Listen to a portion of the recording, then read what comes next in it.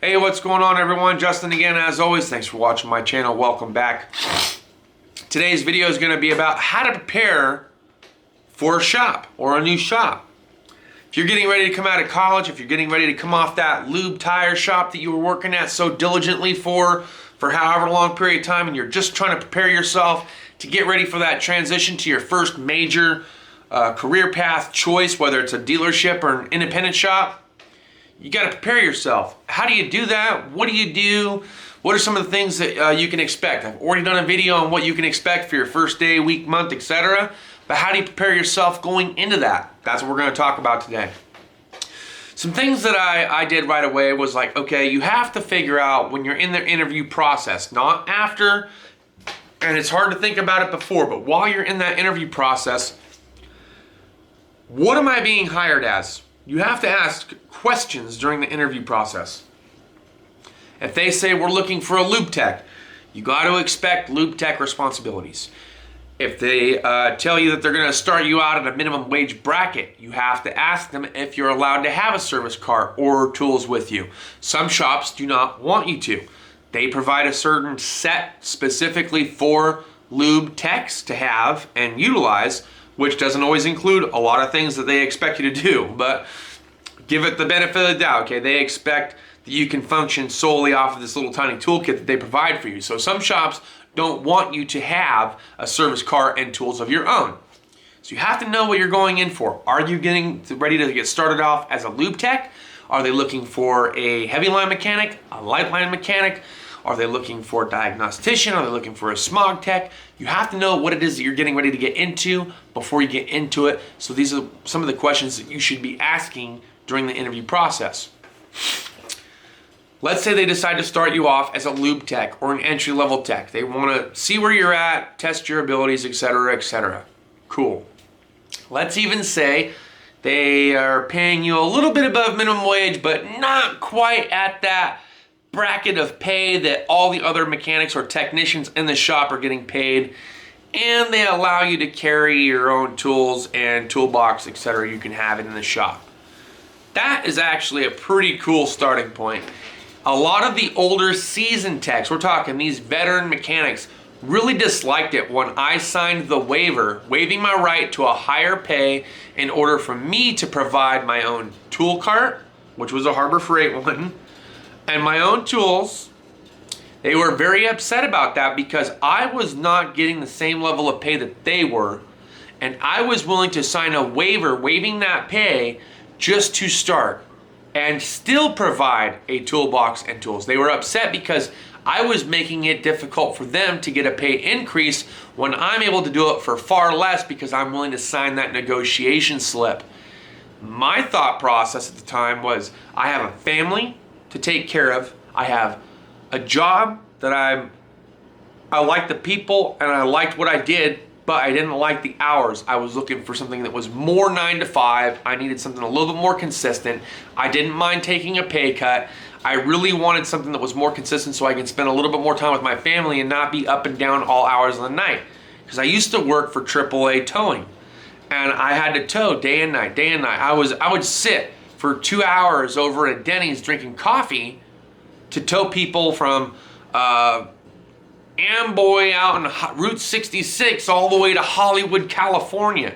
You know, in fact, I almost missed my daughter's birth as a result. Luckily for me, when I got there, it was like I still had like 3 hours of waiting because the dilation wasn't quite there. But this is just to give you a for instance of where I was coming from and why I wanted this 9 to 5 kind of job.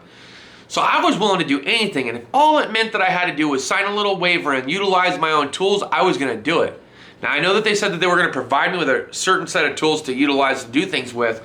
I saw their tool setup. It was a bunch of scattered sockets, incorrect sizes, pieces missing, like sockets missing, wrenches missing. There was just a bunch of missing stuff. I'm like, look, I can be really efficient for you if I have my own little service car. I don't need a big toolbox, just a little tiny service car. We're talking a Harbor Freight 4-drawer kind of service cart that's like $100 or whatever at the time. And I'm like, let me put some tools in it. If you're bringing me in as an entry-level lube tech, let me just smash things out with what it is that I have, and I'll show you that I can do a lot of stuff. And they're like, you know what? Here's a waiver. Go ahead and sign. So I did. and on the path I went. I smashed out all my training, got everything done, and before I know it, within 3 weeks after completing all the training and doing everything out of my own toolbox, and assessing out of level 1, so they didn't have to send me to a paid course, they gave me an engine job within that first month. I was nervous, I'm not gonna lie. I've done a lot of small block Chevrolet engine swaps on older pickups. We're talking like late 70s, late 60s, mid 80s, and there's so much open room. Everything was fairly simple and easy, and we could do it in our driveway, no problem. But now I'm running into cars that I have to put on a lift that are like Traverse set, you know, and everything else. In fact, that was my first car that I did, and I won't forget it. I don't remember the liter size. But it was a Dodge Avenger, and I want to say it was a 2.7 liter, and it was a Traverse set engine. That was my first job engine swap that I ever had to do. Whoop, sorry, kicked the freaking tripod. That was my first engine swap that I ever had to do. And I was nervous because I was like, I don't want to fuck this up, you know, make sure everything's torqued. I brought torque wrenches and stuff in, made sure I had all the gaskets and whatnot, and I literally went through and was trying to remove the harness, and I didn't know what components that I could get away with not taking off and which ones I had to take off. So there was some stuff that I took off that didn't need to come off, and there was some stuff that I didn't take off because I was trying to route the harness through to pull the whole thing out. And then I was like, it would have been so much easier if I would have just pulled the exhaust manifold or the intake or whatever. You know, I just, there was little things that I learned along the way. And I think that was a huge learning curve for me, but it taught me more about myself, and it taught me more about what it was that I could do with so minimal. Remember, I didn't have this huge 72-inch Cornwell box at the time. I didn't have some big 40-inch Craftsman toolbox that I gave to my dad after I dropped it and crushed 4 drawers. I didn't have the yellow and black Bumblebee toolbox that you all know about. I had a black 4-drawer Harbor Freight 20-inch or whatever the hell it is service cart with 4 drawers and whatever I could fit in it. And I managed to do an engine swap out of it. And that's why I was telling you guys before with the service cart that I have now, and everyone's like, oh, you've got nicer tools at home than most guys do at the shop. Guys, I worked for this dealership for 3 years. There was a lot of tools in that time frame that I purchased and was expected to have in order to complete my job. Those things take time. Those things cost money. And I used portions out of my paycheck to be able to pay for that kind of stuff. I used various lines of credit, whether it was with Cornwell, Matco, or Snap-on, to make that happen, make that dream come true. And now I'm at a point where I'm almost right back where I first started, where I've actually learned how to completely function out of now what is now a 7-drawer service cart. I've got specialty tools in there. I've got specialty wrenches, pullers, installers. I've got sockets, torque wrenches, etc. I've got, you know, a vast majority of that toolbox is just filled with tools, and I'm able to function completely out of it without having to have a 72-inch box, without having to have, you know, a hutch and a monster chest and a cabinet. Don't get me wrong, if you have that stuff, great, but it's not needed.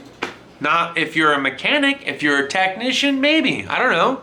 Maybe as a technician, especially if you do a lot of electrical diag and you're not doing any mechanical stuff, you might not need much more than a 1/4-inch metric and SAE set, and then everything else can be diagnostic tools, you know?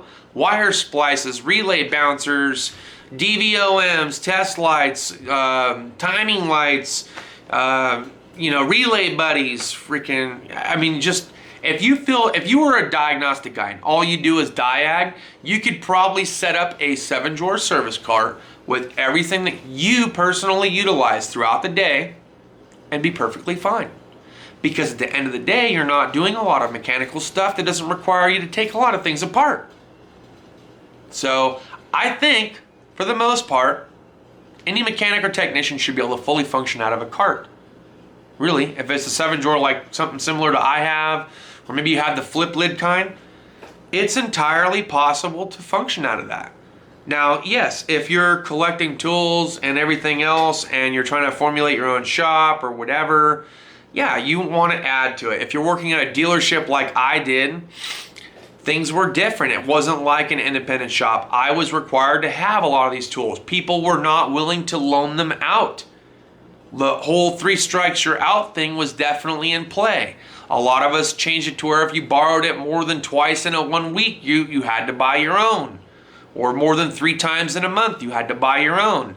So a lot of like non-tool sharing people at the dealership level. If you had a job and you wanted to do it and you wanted that income or that commission, you had to buy your own. So that's why I ended up with the 72-inch toolbox. That's why I ended up with the Matco 7-drawer cart. That's why I ended up with a single drawer service cart, something to just throw under and do what I had to do.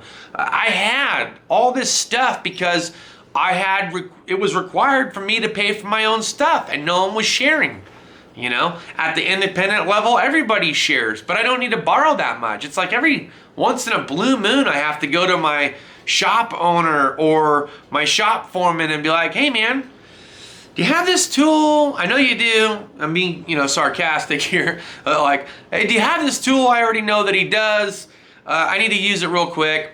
I get done what I got to get done. I wipe and clean it off. I put it back where the hell it goes, and everything is good. But at the dealership, I didn't have that luxury. So I ended up spending a lot of unnecessary money on stuff. Now, is it stuff that I could make money with later? Is it stuff I can make money with as far as side work? Sure, absolutely. If I actually took on side work, I could utilize a lot of the tools that I have here. I could make money here at the house, and I can make money at work. I choose not to work on cars on the side unless they're like little side projects and whatever. And for that case, they can sit out front for like 7, 8 months, a year, whatever, until I'm ready to get to it. I've got a family, I've got kids, I've got a lot of responsibility. It's challenging.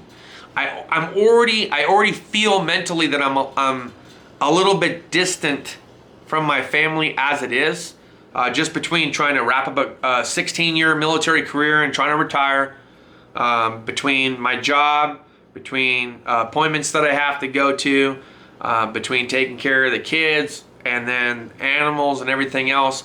I already feel like and then YouTube, of course, I just feel like I'm getting a little bit more distant, and I'm not trying to be, but that's just the way that it goes sometimes. I'm trying to bring it all back in. So that's why I'm not posting as much and everything else. And I'm starting to really slow down and hone myself in. So learn from me, don't learn from me. If you liked the video, give it a thumbs up. If you didn't, give it a thumbs down. Share with me your scenarios, circumstances, if you agree with it, if you disagree with it. Let's talk about it. Because I know there's a lot of people out there that are really trying to figure out how to prepare themselves before they even go to a shop. And I think the biggest part of that is it's not just preparing yourself mentally, like, can I handle the dealership lifestyle and politics of the dealership? Or can I handle the amount of manufactured vehicles that I'm gonna have to work at if I go to an independent shop? I think much more than mentally, I think people physically want to be ready for it. As far as like making sure they have all the right tools and that they already know kind of what it is that they want to do once they get there. And I think that's going to be the biggest hurdle, is physically, are you ready for the demand of what's getting ready to come? Because it is physically demanding. It's also mentally demanding, but it's very physically demanding. And materialistic items such as tools is just a little tidbit. It seems huge, especially if you're new to a shop and you've never worked for anybody before other than a little tire shop. Yeah, the tool purchasing thing, it seems really, really, really big, but you can reduce it down as long as you're very particular about what it is that you buy, know what it is that your role is at the shop, and try to function around that. And if you do things at home, buy little tidbits here and there, take them home. Don't show and tell everybody. Everyone loves to show and tell. We'll get into that later. Take it home, put it in the box, leave it there. Learn. That's all I got, guys. We'll see you guys next time. Deuces.